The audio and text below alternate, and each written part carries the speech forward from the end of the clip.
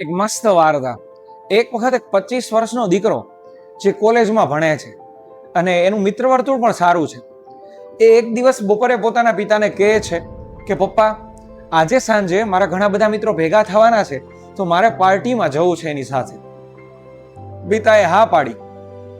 એક શરતે જવા દઉં, મને તું ખાતરી આપ કે ત્યાં તમે કોઈ પણ પ્રકારનો નશો નહીં કરો. તો દીકરો કે પપ્પા, તમે જૂનવાણી છો, હવે કદાચ બધા લોકો નશો કરતા હોય, એક ચમચી મારે નશો કરવો પડે, તેમાં શું કંઈ ખોટું થઈ ગયું, તમે મને કહો.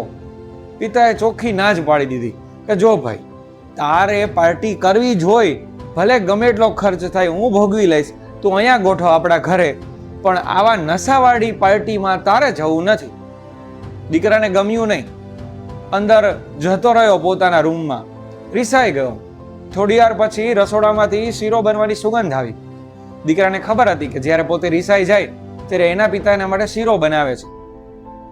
શીરો જમવા માટે એને બહાર બોલાવ્યો.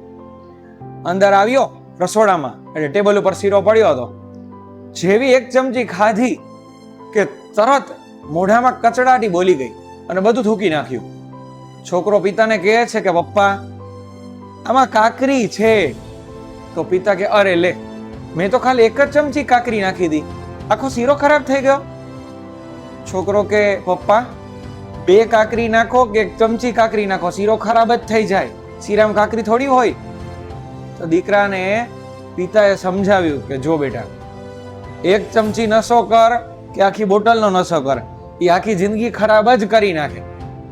કારણ કે મોટો ટોપ દૂધનો ભર્યો હોય, એમાં 2 ટીપા ખાલી લીંબુના પડી જાય, કાફી છે ને બગાડવા માટે. મોટું જહાજ જતું હોય, એમાં ખાલી એક નાનકડો છેદ થઈ જાય તો એ જહાજને ડૂબાડવા માટે કાફી છે. એમ જીવનમાં પણ આવું જ છે કંઈક. અત્યારથી તું સમજીશ તો આ બધાથી પરે થાઈશ તો તારું જીવન ઉત્કૃષ્ટ બનશે, નહીતર અત્યારથી આવી ટેવ પડી ગઈ તારી આખી જિંદગી વ્યર્થ થતી જશે. એટલે એને સમજાઈ ગયું, પછી એ ન ગયો. આ વાર્તા આપણને એ શીખવે કે શરૂઆત નાની હોય આવા વ્યસનોની, પછી બહુ મોટી આદત બની જાય જે આખી જિંદગી ખરાબ કરી નાખે. જો તમે આ વાતથી સહમત હો તો પ્લીઝ લાઈક કરો, શેર કરો અને સબસ્ક્રાઈબ કરો. Thank you.